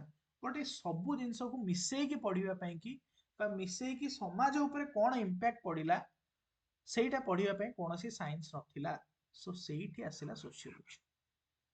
ବୁଝିପାରିଲ? ସୋ ଫାଷ୍ଟ ହେଲା, ତାହେଲେ ଆମେ ଏତିକି ବୁଝିବା ଯେ ଯୋଉ ଆମେ କହିଲେ ସୋସିଓଲୋଜିର ଡେଭଲପମେଣ୍ଟ ପଛରେ ତିନିଟା ଜିନିଷର ହାତ ରହିଛି। ଗୋଟେ ହେଲା ଇଣ୍ଟେଲେକ୍ଚୁଆଲ ଆଇଡିଆ, ଗୋଟେ ହେଲା ମ୍ୟାଟେରିଆଲ ଡେଭଲପମେଣ୍ଟ, ଗୋଟେ ହେଲା ସୋସିଆଲ ଟ୍ରାନ୍ସଫରମେସନ। ସୋ ଇଣ୍ଟେଲେକ୍ଚୁଆଲ ଆଇଡିଆଟା ଆମେ ବୁଝିଗଲେ। ଇଣ୍ଟେଲେକ୍ଚୁଆଲ ଆଇଡିଆ ମାନେ କଣ? ଲୋକଙ୍କ ମାଇଣ୍ଡ ସେଟରେ ଚେଞ୍ଜେସ୍ ଆସିଲା। People started questioning the church, people became rational, people became empirical. Okay, people started questioning about their rights, social contract ର development ହେଲା। ଏଗୁଡା ଯେତେବେଳେ ଆସିଲା ଏଟାକୁ କହୁଛନ୍ତି intellectual development। material development next। material development ମାନେ ନାଁରୁ ତ ଜାଣିପାରୁଛୁ, ସୋସାଇଟିରେ ଯୋଉ ମ୍ୟାଟେରିଆଲିଷ୍ଟିକ ଚେଞ୍ଜ ଆସିଲା। ତ basically that is nothing but the industrial revolution। industrial revolution କଣ? ଆରେ କିଛି ନାହିଁ, growth of factories and industries, ତାକୁ କହନ୍ତି ଇଣ୍ଡଷ୍ଟ୍ରିଆଲ ରିଭଲ୍ୟୁସନ। ବୁଝିହେଲା? ବ୍ରିଟେନରେ ଷ୍ଟାର୍ଟ ହେଇଥିଲା 18th ସେଞ୍ଚୁରୀରେ। ତ ତାକୁ ଆର୍ନୋଲ୍ଡ ଟଏନବି ଡିଫାଇନ୍ କରିଛନ୍ତି ଯେ ଇଟ୍ is defined as a shift from animate driven to inanimate or machine driven source of power। Industry factory ଆସିବା ପୂର୍ବରୁ ମେସିନ ଏ ଯୋଉ ଆନିମଲ ଡ୍ରିଭେନ ସିଷ୍ଟମ ଥିଲା। ବୁଝିହେଲା? ଗୋଟେ ଜାଗାରୁ ଆଉ ଗୋଟେ ଜାଗାକୁ ଯିବ ବଳଦ ଗାଡି ଥିଲା। ବୁଝିହେଲା? ଚାଷ କରିବ ହଳ, ବଳଦ ଦ୍ଵାରା ଚାଷ ହଉଥିଲା। ବୁଝିହେଲା? ଯୋଉ ପାୱାର ଟା ଆମର ଡିରାଇଭ୍ ହଉଥିଲା that was the animal driven power ବା ହ୍ୟୁମାନ ଡ୍ରିଭେନ ପାୱାର। ମଣିଷ କଣ କରୁଥିଲା? ନିଜେ ଯାଇ ଚାଷ କରୁଥିଲା ହାତରେ। ଓକେ, ତ ସେଇଠୁ ଧୀରେ ଧୀରେ ଆନିମେଟ ପାୱାରରୁ ଇନଆନିମେଟ ପାୱାର ମାନେ machines ର advent ହେଲା। rise of factories, use of machinery in the production of goods, ତାକୁ କହନ୍ତି ଆମେ ଇଣ୍ଡଷ୍ଟ୍ରିଆଲ ରିଭଲ୍ୟୁସନ। ତ ଇଣ୍ଡଷ୍ଟ୍ରିଆଲ ରିଭଲ୍ୟୁସନ ର ବେସିକ ମିନିଂ ବୁଝିପାରିଲ? ଇଣ୍ଡଷ୍ଟ୍ରିଆଲ ରିଭଲ୍ୟୁସନ ମାନେ ହେଲା arrival of factories and industries. ବୁଝିହେଲା? ତ ତାର ଫିଚର୍ସ କଣ କଣ ଥିଲା? First is economic changes. ଠିକ ଅଛି? ଇକୋନୋମିକ ଚେଞ୍ଜେସ୍ ମାନେ କଣ? ଇଣ୍ଡଷ୍ଟ୍ରିଆଲ ରିଭଲ୍ୟୁସନ ପୂର୍ବରୁ ସୋସାଇଟି ୱାଜ ଏଗ୍ରିକଲଚରାଲ, କୃଷି ଭିତ୍ତିକ ସମାଜ ଥିଲା। ଯେତେବେଳେ ଇଣ୍ଡଷ୍ଟ୍ରିଆଲ ରିଭଲ୍ୟୁସନ ଆସିଲା, ଫ୍ୟାକ୍ଟ୍ରି ଇଣ୍ଡଷ୍ଟ୍ରି ଆସିଲା, ତ people started coming into industrial economics. Factory system, କାରଣ ଏଥିରେ ମାସ ପ୍ରଡକ୍ସନ ହେଇପାରିଲା ନା, ବହୁତ ଅଧିକା ପ୍ରଡକ୍ସନ ହେଇପାରିଲା, ତ ବେଶୀ ପଇସା ଲୋକ ଇନକମ କରିପାରିଲେ। ଟେକ୍ନୋଲୋଜିକାଲ ଆଡଭାନ୍ସମେଣ୍ଟ ହେଲା। ଟେକ୍ନୋଲୋଜିକାଲ ଆଡଭାନ୍ସମେଣ୍ଟ ମାନେ ଦେଖ ଏଇଠି ଗୋଟେ ଏକ୍ସାମ୍ପଲ ଦେଇଛି, ଏଇଟା ଗୋଟେ ଟେକ୍ନୋଲୋଜି। ଓକେ, ଗୋଟେ ସ୍ପିନିଂ ମିଲ୍ ଟାଇପ ର ଯୋଉଥିରେ କି କପଡା ତିଆରି କରାଯାଉଛି। ଓକେ, ତ ଟେକ୍ନୋଲୋଜିକାଲ ଆଡଭାନ୍ସमेଣ୍ଟ, ନୂଆ ନୂଆ କମ୍ୟୁନିକେସନ ଆସିଲା, ନୂଆ ନୂଆ ମସିନ୍ସ ଆସିଲା, ନୂଆ ନୂଆ ଗାଡି ସବୁ ଆସିଲା, ଯେ ଏଟା କୋଲ ରେ ଏନର୍ଜି କ୍ରିଏଟ ହେଇପାରୁଛି, ପାଣିରୁ ଏନର୍ଜି କ୍ରିଏଟ ହେଇପାରୁଛି, ଏଥିରୁ ଏଇ ଗାଡିଟା ଚାଲୁଛି, ଏଇଭଳିଆ ସବୁ ଟେକ୍ନୋଲୋଜିକାଲ ଚେଞ୍ଜେସ ଆସିଲା। ଓକେ, ତାପରେ ରାଇଜ ଅଫ ଫ୍ୟାକ୍ଟ୍ରିଜ ଇଣ୍ଡଷ୍ଟ୍ରିଜ, ତାପରେ ଏଇଟା ଦେଖିବା, ଏଇଟା ଇମ୍ପାକ୍ଟ ଅନ୍ ସୋସିଓଲୋଜି ଟା ଦେଖିବା। ତାପରେ ଦେଖ, ତ ସେଥିରୁ କଣ ହବ ନା ଅର୍ବାନାଇଜେସନ ଆସିଲା। ଅର୍ବାନାଇଜେସନ ମାନେ କଣ, ଦେଖ ରାଇଜ ଅଫ ଫ୍ୟାକ୍ଟ୍ରିଜ ଇଣ୍ଡଷ୍ଟ୍ରିଜ, ତ ସିଟିର ଗ୍ରୋଥ ହବା ଷ୍ଟାର୍ଟ ହେଲା, ରୋଡ ବନିଲା। ଓକେ, ଆରେ ଦେଖ ଗୋଟେ ସିମ୍ପଲ, ଦେଖ ଗୋଟେ ଜାଗାରେ ଯଦି ମେସିନ ତିଆରି ହେଇଗଲାଣି, ତ ମେସିନରେ ଭାବ ତମେ ବର୍ତ୍ତମାନ ଚାରିପଟେ ଯାହା ଦେଖୁଛ ସେଇ ସବୁର ଷ୍ଟାର୍ଟ ହେଲା ୟୁରୋପରେ। ବୁଝିହେଲା? ରାସ୍ତା ଘାଟ, ଗାଡି, ପେଟ୍ରୋଲ, ଡିଜେଲ, ସବୁ ଜିନିଷ ଷ୍ଟାର୍ଟ ହବା ଆରମ୍ଭ ହେଲା। ଡେମୋଗ୍ରାଫିକ ଶିଫ୍ଟ ହେଲା। ଯୋଉ ଏରିଆ ଟିକେ ପ୍ରସ୍ପରସ ହଉଛି, ଗ୍ରୋଥ ହଉଛି, ଲୋକ କଣ କଲେ, ଗରିବ ଜାଗାରୁ ସେଇ ଜାଗାକୁ ଦୌଡ଼ିଲେ। ବୁଝିହେଲା? ଡେମୋଗ୍ରାଫିକ ଶିଫ୍ଟ ହେଲା। ତ ସେଥିରୁ ଆଉ କଣ ହେଲା, ସୋସିଆଲ ଇସ୍ୟୁଜ ମଧ୍ୟ ଆସିଲା, ଓଭର କ୍ରାଉଡିଂ ହେଲା।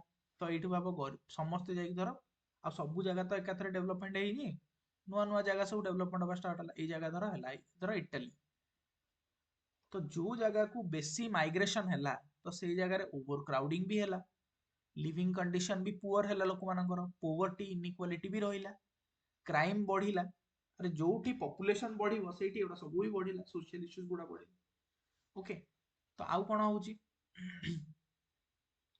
मास कम्युनिकेशन रो राइज हला। मास कम्युनिकेशन माने कोन, प्रिंट मीडिया, टेलीविजन, ओके, एउडा सब रो डेवलपमेंट बा अराइवल आसिला। बुझी हला?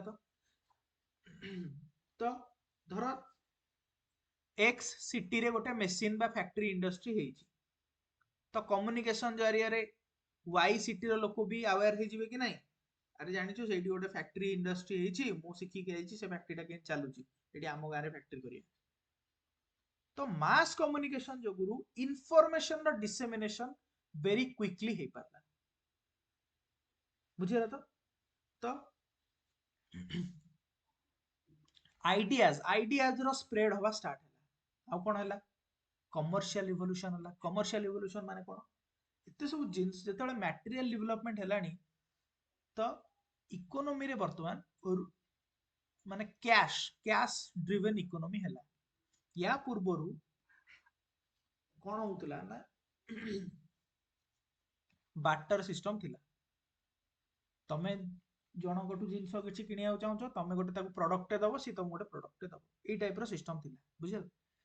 तो ଯେତେବେଳେ ଫ୍ୟାକ୍ଟ୍ରି ଇଣ୍ଡଷ୍ଟ୍ରିଜ ଆସିଲା, ରାସ୍ତାଘାଟ ତିଆରି ହେଲା, ଆଇଡିଆଜ ସିଫ୍ଟ ହବା ଷ୍ଟାର୍ଟ ହେଲା, ତ ଲୋକ କହିଲେ ବାଟର ସିଷ୍ଟମକୁ ନ କରିକି ଏବେ କ୍ୟାଶ ଡ୍ରିଭେନ ଇକୋନୋମି ଆମେ କରିବା, ବା କ୍ୟାଶ କ୍ରିଏଟ ହେଲା। ପଇସାର ସିଷ୍ଟମ ଆସିଲା, ତ ପଇସା ଆସିଲା ମାନେ ବ୍ୟାଙ୍କ ଆସିଲା। ବୁଝିପାରୁଛ? ପଇସା ଆସିଲା ମାନେ ବ୍ୟାଙ୍କ ଆସିଲା, ବ୍ୟାଙ୍କ ଆସିଲା, ପଇସା ଆସିଲା, ट्रेड एंड कॉमर्स रो ग्रोथ हैला। बुझियला? Exchange of goods in exchange of money start हैला। बुझियला? स्पेसिफिकली बेल्जियम फ्रांस एरिया रे बैंकिंग रिवोल्यूशन स्टार्ट हैला। ओके, तो यही सब डेवलपमेंट को हमें कहूचे मटेरियल डेवलपमेंट बा इंडस्ट्रियल रिवोल्यूशन। ओके, नाउ कौन पढ़िले मन पकाओ, गोटे पढ़िले आमे इंटेलेक्चुअल आइडियाज बा इंटेलेक्चुअल डेवलपमेंट, जोठी लोकों माइंड चेंज हैला। तापर पढ़िले मटेरियल डेवलपमेंट, जोठी की materialistic aspect of society change हैला। फैक्ट्री इंडस्ट्री आसिला, इकोनॉमिक चेंजेस आसिला, बैंक आसिला, टेक्नोलॉजी आसिला। ओके, आउ ई सबु जिंस जोगुरु इश्यूज भी अराइज हैला। बुझी पारुछ? इश्यूज माने भाबो, फैमिली सिस्टम चेंज हैला। मॉडर्न जॉइंट फैमिली थिला, जॉइंट फैमिली स्ट्रक्चर थिला, न्यूक्लियर फैमिली हैला। फेमिनाइजेशन ऑफ वर्कफोर्स आसिला, लेबर कंडीशन पुअर हैला धीरे धीरे, माइग्रेशन जोगुरु पॉपुलेशन ग्रोथ हैला, थेफ्ट बर्गलरी एटा सब चलला। ବୁଝିପାରୁଛ? ତ ଖାଲି ଭଲ ହେଲା ବୋଲି ନୁହଁ, ତା ସାଙ୍ଗରେ ଖରାପ ବି ବହୁତ ଜିନିଷ ହବା ଷ୍ଟାର୍ଟ ହେଲା। ବୁଝିହେଲା?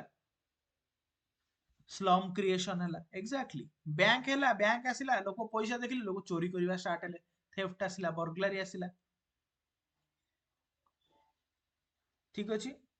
ତାପରେ ଲାଷ୍ଟ ଥିଙ୍ଗ, ଆମର ସୋସିଓଲୋଜି ର ଡେଭଲପମେଣ୍ଟ ହବା ପୂର୍ବରୁ last thing is French revolution.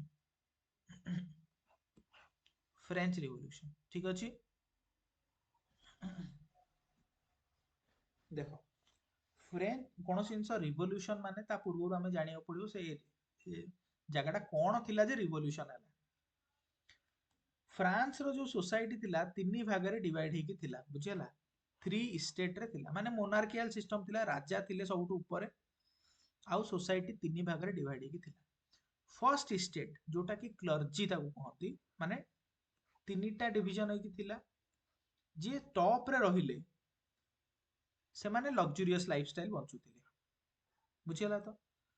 ଆଉ ଯୋଉମାନେ ମିଡିଲ ରେ ରହୁଥିଲେ ତାକୁ ନୋବିଲିଟି ବୋଲି କହୁଥିଲା। ଫାର୍ଷ୍ଟ ହେଲେ କ୍ଲର୍ଜି, ସେକେଣ୍ଡ ହେଲେ ନୋବିଲିଟି। ସେଠି ବିଗ ଲ୍ୟାଣ୍ଡ ଲର୍ଡସ ୱେର୍ ଦେयर, ମ୍ୟାଜିଷ୍ଟ୍ରେଟ୍ସ, ଜଜେସ୍, ଟିକେ ସେକେଣ୍ଡ ରାଙ୍କର ଲୋକ। ତାପରେ ଥର୍ଡ ଇଷ୍ଟେଟ ଯୋଉଟା, ଦ୍ୟାट ଇଜ ଦ ପିजेंट्स। ओके, पिजेंट्स और ମାନେ ତମର ଯୋଉ ଆର୍ଟିସାन्स ରହିଲେ, ପିजेंट्स ରହିଲେ, ବା ଯୋଉ ଗରିବ ଲୋକମାନେ ରହିଲେ, ସେମାନେ ହେଲେ ଥର୍ଡ। ଓକେ, ତ ଫାଷ୍ଟ ଯୋଉ ଷ୍ଟେଟ ଥିଲା, ତ ସେମାନଙ୍କ କାମ ହେଲା ଏମାନେ ଖାଲି ଏନ୍ଜୟ କରିବେ।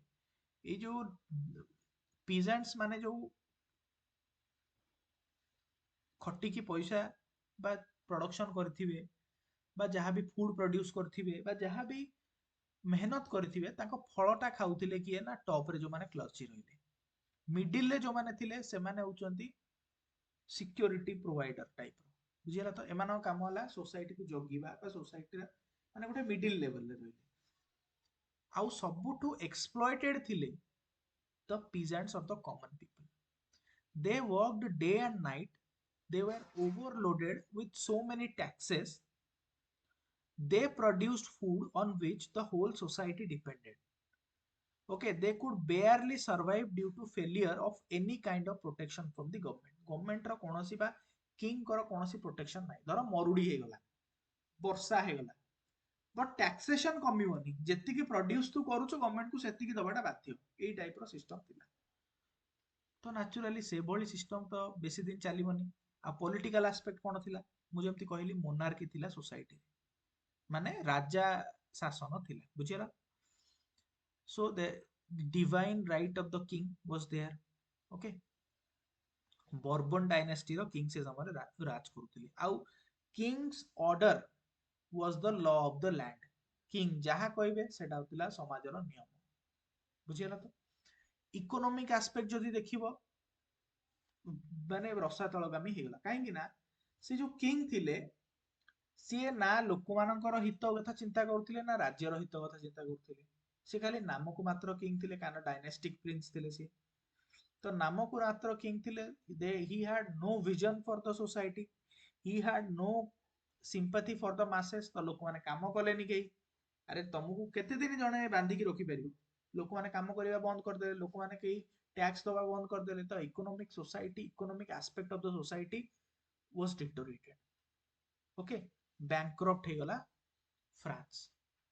ଓକେ, ସେଇ ସମୟରେ କିଛି ଇଣ୍ଟେଲେକ୍ଚୁଆଲ ଲୋକ ଆସିଲେ ଫ୍ରାନ୍ସରେ, ମଣ୍ଟେସ୍କ୍ୟୁ, ଲକି, ଭୋଲ୍ଟାୟାର, ରୁସେଉ, ଏଇଭଳି ଭାବରେ ଲୋକ ଆସିଲେ, ଯୋଉମାନେ କି କଣ କଲେ ନା ଗଭର୍ଣମେଣ୍ଟ କୁ କ୍ରିଟିସାଇଜ କଲେ, କିଙ୍ଗସ କୁ କ୍ରିଟିସାଇଜ କଲେ, ଆଉ ଲୋକମାନଙ୍କୁ ନୂଆ ରାହା ଦେଖେଇଲେ।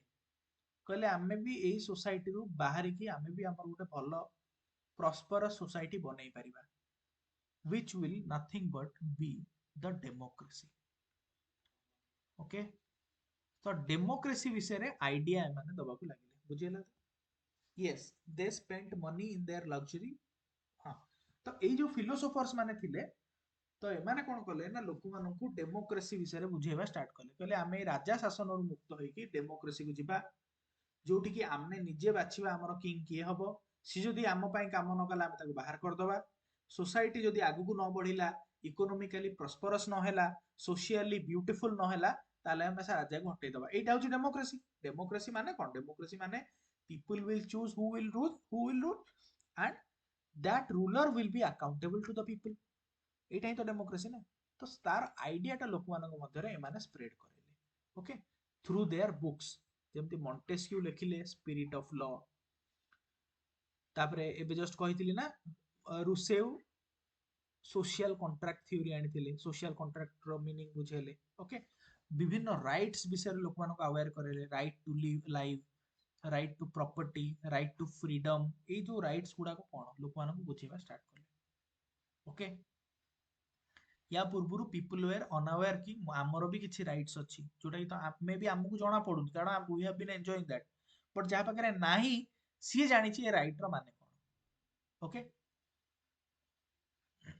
तो एई इंटेलेक्चुअल डेवलपमेंट फଳରେ ଯେତିକି ଆମେ इंटेलेक्चुअल डेवलपमेंट देखिले, ता फଳରେ कोन कोन चेंजेस आसिला? सोशल एंड पॉलिटिकल अपहीवल आसिला, गोटे इगालिटेरियन सोसाइटी आडकू फ्रांस गति कला। फ्रांस माने एंटायर यूरोप बोली धर। फ्रांस जेतेबेले देखो, यूरोप रे एते सारा देश थिला, तो गोटे देश जेतेबेले धीरे धीरे प्रॉस्परस ହେଲା, गोटे देश रे जेतेबेले इगालिटेरियनिज्म आसिला, गोटे देश रे जेतेबेले डेमोक्रेटिक सेटअप आसिला, से आइडियाटा सब देश मानकू स्प्रेड होबार लागिला। राइज ऑफ नेशनलिज्म, नेशनलिज्म माने पीपल स्टार्टेड कि नाई, माने गोटे नेशनलिज्म स्पिरिट, जातीयतावादर सेंटिमेंट लोक मानक मध्य आसिला। आम देश को आमे उठेबा उपरकू, आम देश को प्रॉस्परस करिबा, ओके, ए टाइप रो मेंटालिटी लोक मानक मध्य आसिला। Emergence of new social classes, तो ये जो तीन प्रकार सिस्टम थिला, नोबिलिटी, क्लर्जी और कॉमनर्स, सेटा भांगी की नुआ सोशल क्लासेस सब क्रिएट हैला। मिडिल क्लास रो अराइवल हैला, सेकुलर सोसाइटी आसिला, people challenged the authority of church and promoted secular values. लोक कहले आमे से सुपरस्टिशन को मानिबु नाही, आमर भी राइट्स दरकार। आउ ह्यूमन राइट आउ लिबर्टी ऊपर फोकस कराला, liberty of thought, liberty of expression. जी जो काम करियार अछि कर, जी जो मैरिज करियार अछि कर, जी जो भाषा कहियार अछि कुह, जी जो धर्म फॉलो करियार अछि कर। एटा ही हैला एसेंस ऑफ डेमोक्रेसी, ओके। सो सेठी कोन हेतिला ना, declaration of rights of man and citizen, okay. हमर जो फंडामेंटल राइट कथा कहूचे, तांकर तांकर फंडामेंटल राइट ना होची एटा, declaration of rights of man and citizen. तो या द्वारा कोन हला ना, लोक माननकु ये दिया हला कोन, लिबर्टी दिया हला, तमे चाहा इच्छा होची करि परिबो। So there was this decline of the traditional social structure. जो social structure, traditional social structure थिला, कोन थिला? तो तीन भाग रे डिवाइड हेकी थिला, मोनार्की थिला, ओके, रिलीजियन द्वारा ड्रिवन थिला, एडा सब पूरा भांगिला। भांगी कोन हला, सोसाइटी रे मैसिव चेंजेस देखा देला, ओके। तो मैसिव चेंजेस माने कोन कोन देखा देला? बेसिकली देखो, रिलीजियन स्फीयर रे चेंज हला। रिलीजियन रे कोन हला ना, सेकुलर आइडियाज आसिला। फैमिली रे चेंजेस देखा देला। फैमिली रे कोन चेंजेस आसिला? कोन आसिला? जल्दी जल्दी कुह। Joint family to nuclear family. Joint family रू nuclear family, Joint family to nuclear family. Very good. तापरे टेक्नोलॉजिकल चेंजेस आसिला, एते सारा टेक्नोलॉजिकल चेंजेस पढ़िले आमे, ओके। साइंटिफिक डेवलपमेंट हैला, साइंटिफिक चेंजेस आसिला। आउ कोन हैला? पावर रे चेंजेस हैला। पावर रे कोन हैला changes Kuh? So for fall of Democratic democracy government. and the, हां, yeah, John please John continue. Power structure रे केमथि changes आसिला? Sir, fall of divine theory of kingship and हां, rise माने of सेठी को जिंस democracy. कहया जदी monarchial setup रु आमे democracy आडे गले, okay. Yes, sir. Monarchial setup रु आमे डेमोक्रेसी आडे गले। तो लिबर्टी, इक्वालिटी, फ्रैटर्निटी, एटा ए टाइप रो सिस्टम सब आसिना, फ्रीडम आसिला, लोक मानन को आजादी दिया दिया गला, ओके।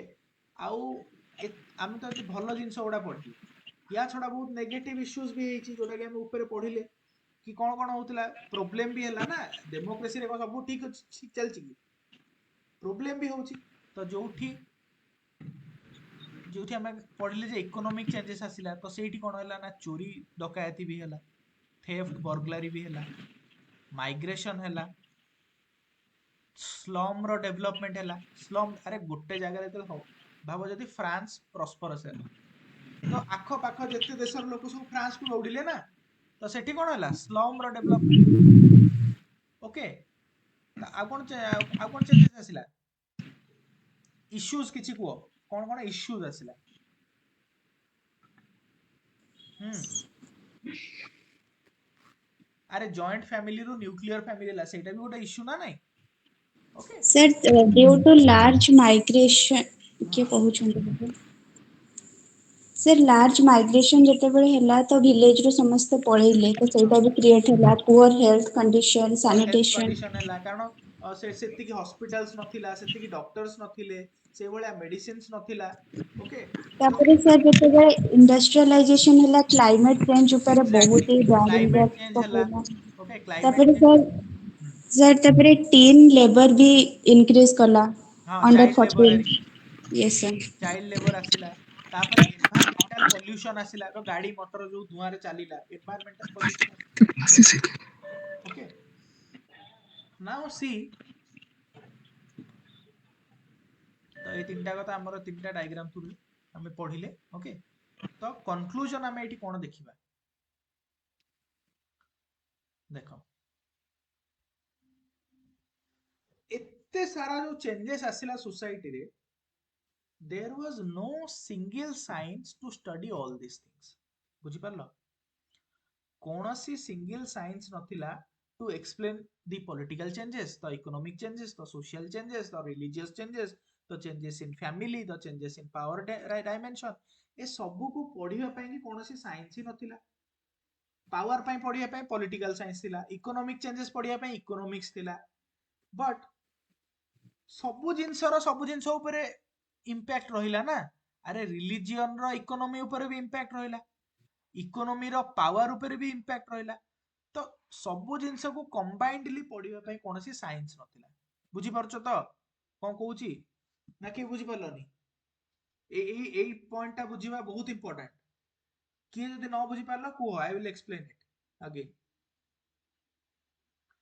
दिस ଆଉଥରେ କହିଦିଅନ୍ତୁ। ହଁ ଶୁଣ, ଦେଖ जो रिलीजियस चेंजेस होउतिला बा इकोनॉमिक चेंजेस होउतिला, से पर्टिकुलर चेंजेस को पढ़िबा ପାଇଁ ଗୋଟେ ଗୋଟେ ସାଇନ୍ସ ଥିଲା। ଯେମିତି ଇକୋନୋମିक ଚେଞ୍ଜେସ୍ ଥିଲା ତ ସେଥିପାଇଁ ଇକୋନୋମିକ୍ସ ଥିଲା। ପଲିଟିକାଲ ଚେଞ୍ଜେସ୍ ଆମେ ପଢିଲେ କଣ ମୋନାର୍କିରୁ ଡେମୋକ୍ରେସି ଆସିଲା, ତ ତା ପାଇଁ ପଲିଟିକାଲ ସାଇନ୍ସ ଅଛି। Okay, but everything in society is interlinked. हाँ कि नहीं, माने जेमती आमे कहिबा इकोनॉमी और पॉलिटिक्स इंटरलिंक्ड कि नहीं। देखो मोनार्की जेतेबेले थिला आमे कोन पढिले, जेतेबेले मोनार्की थिला यूरोप जो फ्रांस रे, से समय रे तांको economic condition of France was very less. आ जेतेबेले डेमोक्रेसी आसिला सांगे सांगे कोन होला, ता इकोनॉमिक कंडीशन डेवलप करिवा स्टार्ट होला। तो एठी पॉलिटिक्स और इकोनॉमी इंटरलिंक्ड अछंती कि नहीं। Yes sir. जो समय Yes, sir. एग्जैक्टली, तो जो समय रे मोनार्की थिला से समय रे सोसाइटी वाज रिलीजियस, आ जो समय रे डेमोक्रेसी आसिला से समय रे सोसाइटी बिकेम सेकुलर। तो एटी रिलीजियन पॉलिटिक्स आ इकोनॉमी लिंक हैला कि नहीं को, एब्सोल्युटली सर बुझी पारलो तो समझते ना, स्टिल बुझी पारनो किए एनीवन। ए जिंसटा बुझिया बहुत important. Okay, yes don't be shy, you are here to ask you doubts. किछि भी डाउट अछि जे कुह, एई पॉइंट टा मिस करियो माने बुझी परिबोनी किछि। सर एटा हम एग्जाम इंडिया रे एग्जांपल नै करी बुझी हबो जेमति कि आफ्टर 1947 जेतेबेले डेमोक्रेटिक सेटअप हैला, या फिर 1991 पर प्राइवेटाइजेशन एलपीजी रिफॉर्म हैला। तो ये सब जो चेंजेस हैला तो जेतेबेले गोटे स्टेबल पॉलिटिकल स्ट्रक्चर थिबो सेतेबेले इकोनॉमिकल प्रॉस्पेरिटी कंट्री रे ऑटोमेटिकली हबो। वेरी और गुड। जदि इकोनॉमिकल प्रॉस्पेरिटी अच्छी ताहले अनएम्प्लॉयमेंट हबनी, तार जदि एम्प्लॉयमेंट राइज कला ताहले ऑटोमेटिकली जहाँ भी हेल्थ है, एजुकेशन है, फैमिली वेलफेयर है, सब किछि भल से चलिबो। गुड, तो बुझी पारलो, तो politics and economy are interlinked. religion and politics are interlinked. So a interlinkage बा दिस इंटरैक्शन को एक्सप्लोर करिवा पई कि बा होलिस्टिक वे रे पढ़िवा पई कि कोनोसी सेपरेट एकेडमिक डिसिप्लिन नथिला। तो सेथि पई कि sociology emerged as a distinct academic discipline, okay, to understand and explore all these changes, okay, जोड़ा मॉडर्न एरा रे बा मॉडर्निटी रे ए जो चेंजेस गुडा आसिला सबु को पढ़िवा पई कि गोटे नुआ डिसिप्लिन रो आवश्यकता पड़िला which was called sociology. बुझिला तो Okay, sir. बुझि पालो समस्ते। ଆଜ୍ଞା। तो सेथि पई कि जॉन हैरिस जने थिंकर अछंती तो सी भी टर्म कले कि sociology emerged as a discipline, uh, sociology as a discipline emerged as a direct response to the social problems posed by modernity. तो मॉडर्निटी जो गुरु मॉडर्निटी माने ये जो industrial revolution French revolution scientific changes एवडा को कहउछन मॉडर्निटी। जो मॉडर्निटी आसिला तो मॉडर्निटी जो गुरु जो सोशल चेंजेस उडा आसिला ताकू पढ़िबा पाई ही सोशियोलॉजी रो जन्म होला। बुझि पारलो जॉन हैरिस कहछन। ओके ठीक अछि समस्त बुझि पारलो सोशियोलॉजी कोन पई आसिला कोन पई हमें सोशियोलॉजी नामक गोटे साइंस को आनिया को बाध्य होले के बुझि पारलोनी who could not understand Rasmita got it others विकास दास बुझि पारलो Yes, विकास yes, sir, yes. ओके ठीक अछि Sachin Sachin बुझछो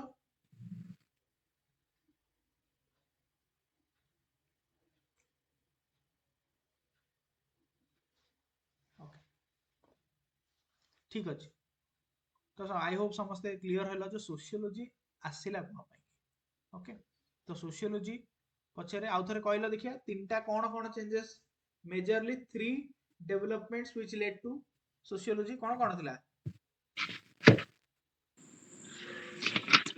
Enlightenment and development. Sorry आउ थरे निर्मला आउ थरे डी Development, एनलाइट Industrial Revolution, हां Material. Industrial revolution time material development है ना कि थर्ड टा कोन yes, sir. थर्ड टा So Cultural and political development, cultural development, and Total material. हां ओके Science Revolution. हां ओके तो ये सब जिंस मिसी की जो सोसाइटी रो एते मैसिव चेंजेस देखा देला ताकू पढ़िया पई कि गोटे साइंस दरकार पड़ला सेथु आसिला सोशियोलॉजी ओके एटा हला बेसिक एटा जति कि हमें बुझिले this is the basic of sociology जे हमें सोशियोलॉजी काहे कि आनिले सोशियोलॉजी कोन पई आसिला जे गणित गणित कोन पई आइची गणित आसीची मिसाण फेडाण हरण गुणन ए क्यू बी क्यू पढ़िया पई ओके सिमिलरली इकोनॉमी कोन पई आसीची गोटे देशर जो बाय सेल कोन होउची कंजम्पशन केते होउची एक्सपेंडिचर केते होउची इन्वेस्टमेंट एडा सब बुझिया पे इकोनॉमी आसी पॉलिटिक्स कोन पे आसी पॉलिटिकल साइंस कोनोसी कंट्री रो पावर रिलेशन बुझिया पे बा कोनोसी एरिया रो पावर रिलेशन जानिया पे ओके सिमिलरली ए सब जिंस को पढ़िया पे कि गोटे पर्टिकुलर साइंस दरकार that is called sociology okay तो ठीक अछि नेक्स्ट क्लास रे English. फाउंडिंग फादर्स पढ़िबा आज एतिकी थाउ न ऑनलाइन बाउंस हो मुंडरू ओके तो जेति कि मु यूनिट 1 रो तो पीडीएफ टा दे देछि ओके सेटा को पढ़ो जहां हमें पढ़िले जेति कि पढ़िले टिके माइंड रे रखी कि ताको टिके ट्राई करो रफ रे खाली रफ रे निजे एटा काउ देखिया दरकार नै तुम निजे रखियो निजे खाली पढ़ो गोटे माने सीक्वेंस रे जानिया पे चेष्टा करो जे डार्क एजेस कोन थिला तापरे रेनासा कोन आसिला तापरे एनलाइटेनमेंट कोन हला तापरे मटेरियल डेवलपमेंट बा इंडस्ट्रियल रिवोल्यूशन कोन आसिला साइंटिफिक रिवोल्यूशन कोन हला तापरे हमरो कोन कमर्शियल रिवोल्यूशन आसिला तापरे हमरो फ्रेंच रिवोल्यूशन आसिला ए सब जो चेंजेस आसिला रिलीजियस चेंजेस बा रिलीजियस रिवोल्यूशन जोडा हमें कहले ए सब चेंजेस जो आसिला ओके तो कोन कोन चेंजेस आसिला एनलाइटेनमेंट रे दी तीनटा पॉइंट लेखो इंडस्ट्रियल इवोल्यूशन रे 3टा पॉइंट लिखो ओके रफली तापर एनालिसिस करो जे एई सब जिंस को केमिति सोशियोलॉजी एड्रेस कला why we required a new science just रफली करो ठीक अछि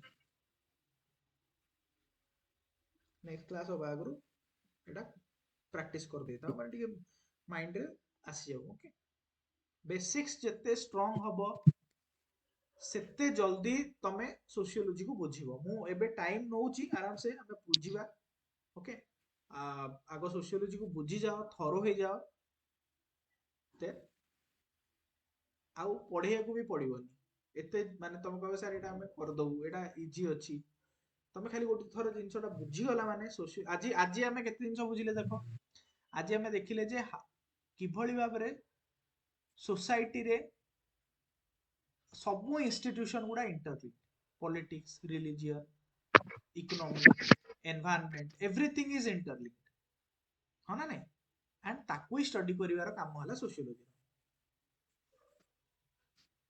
ठीक अछि करिवो तो ना कहली अछि Yes, sir. ठीक अछि कारण न कले किछि लाभ होबनी we are here to focus for 50 class for 50-60 days ठीक अछि हमर जेति की हमर क्लासेस हबो ता भितरे हमें ट्राई करिवा हमर मैक्सिमम एफर्ट्स देकी सोशियोलॉजी को पूरा रैप अप कर दवा प्रीलिम्स पूर्व सो दैट प्रीलिम्स हला परे you just have to clear the prelims and start writing for sociology right from the day one okay आ तमे जदि एबे बुझी कि पुणी थरे प्रीलिम्स पर स्टार्ट करिवो ताले ए क्लास करी कि लाभ कोन अछि आगुरु हमें जो एते अहेड रे क्लास स्टार्ट करूचे आउ बाय एप्रिल एंड करिया बोली भाबिचे त लाभ कोन अछि किछि लाभ नै ना बुझिला सो टिके एफर्ट्स पड़िबो प्रतिदिन घंटे 1.5 घंटा हमकु टाइम दबाउ पड़िबो सोशियोलॉजी ठीक अछि I guess. How good night and next class रे हमें पुणी देखा हबा आउ हां मु तो देई दो एबे तो बही तो समस्त को मिली जीवो मैक्सिमम आज केते बहुत पिला को बही शिप हे जाईची काली भी बहुत पिला को शिप हे जीवो ओके जो माने फील कर देछ क्लास आसीबा आगुरु टिके काइंडली देखि नउथुबो जहां हमें पढिबा ठीक अछि जेमते हमें काली सॉरी नेक्स्ट क्लास रे पर दिन कोन हमर फाउंडिंग फादर्स पढिबा ओके तो ताकू टिके देखि देथिबो फाउंडिंग फादर्स किए कोन कोन से माने करथिले खाली ब्रीफ आइडिया नियो हमें क्लास रे पढिबा सब गोटा आइडिया नै होला तापर बाकी रहिला हां वो किछि पिला पचारुथिले जे सर शेड्यूल गोटे दे देले भलो त शेड्यूल गोटे बन लास्ट बैच पिला को देइथिली तमान को सेटा एडिट करी दे देबी ओवरऑल तमे जानि थाओ जे मंडे वेडनेसडे और फ्राइडे हमर क्लास रहइबो 3 माने एई 3 दिन क्लास रहइबो ओके बाकी गोटे दिन हम जो 4टा क्लास करिवा ना वीक रे आउ गोटे क्लास सेटा मु कहिबी को दिन फ्री हमें देखि करिबा मोस्ट प्रोबेबली ए 3 दिन हमर क्लासेस रहइबो आउ गोटे दिन ट्यूसडे भी हे पारे थर्सडे भी हे पारे सैटरडे संडे 4 दिन भीतर हमें को गोटे दिन रे से फोर्थ क्लास टा करिबा हैला आउ बाकी आउ जदि कहार किछि डाउट अछि रिगार्डिंग क्लासेस जो माने जॉइन करिनो do join it as soon as possible कारण एटा हमें यूट्यूब रे एबे पकोचे और क्लास रे ओपनली भी करूचे बट एटा कंटिन्यू पूरा ओपनली तो हबो नाही तो प्लीज जो माने जॉइन करिनो तुरंत जॉइन करि जाओ ओके एंड बुक्स जल्दी अवेल करिनियो ओके कारण लेट रे जॉइन कले you have to wait to take your books टिके टाइम लागियो बही नवा पे ओके नला विच नाही कार किछि डाउट अछि एनी डाउट्स